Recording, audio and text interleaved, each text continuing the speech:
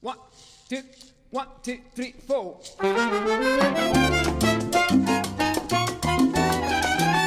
Okay, in the last video, we talked about pulse as the underlying beat behind every salsa song. Now we're gonna organize that pulse into a structure.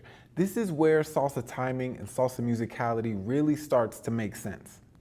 Remember, pulse is that steady beat underneath the music. It's what our head naturally nods to, what our foot naturally taps to.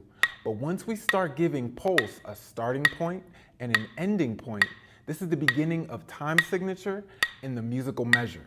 Now, as salsa dancers, we don't need to go deep into music theory, but what does serve us is to understand the basic language that the musicians are using, because this is going to help us connect and communicate to the structure of the music.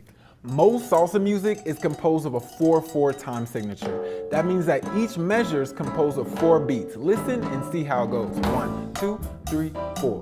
1, 2, 3, 4. 1, 2, 3, 4. 1, 2, 3, 4. Now let's isolate the percussion so you can hear the bell mark those beats. 1, 2, 3, 4. 1, 2, 3, 4. 1, 2, 3, 4. So you can think of a measure as composed of 4 beats that loop and repeat over and over again if this measure is in 4/4 time signature. Now there's other time signatures such as 3/4, where pulses of beats are organized into groups of 3, or 6/8, where pulses of beats are organized into groups of 6. But for salsa, we're really focusing on 4/4. Not to overcomplicate it, just to remember that the pulses of beats are organized into groups of 4. Now, why is this important for you as a salsa dancer? Well, it gives you awareness of 3 important things. Of where the 1 is in a song, it gives you the awareness of where musical measures begin and end, and also gives you awareness of where the phrasing of the song starts and ends. When you start to connect to this, you start not to just move randomly to the song, you start to connect and move to the actual structure of salsa music. Now, this is where it gets a little interesting. Musicians and dancers experience the measure in different ways.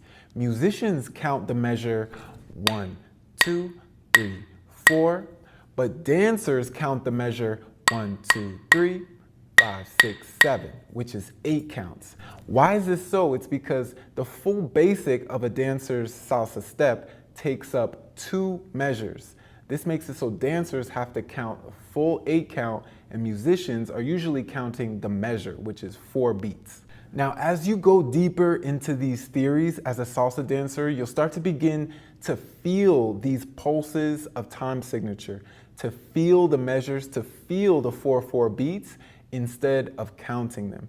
And you'll also notice that some styles of salsa, such as timba, can mess with the time signature and shift into other time signatures like 6/8 in the middle of a song. But this is the foundation that will allow you to hear and feel when those changes occur.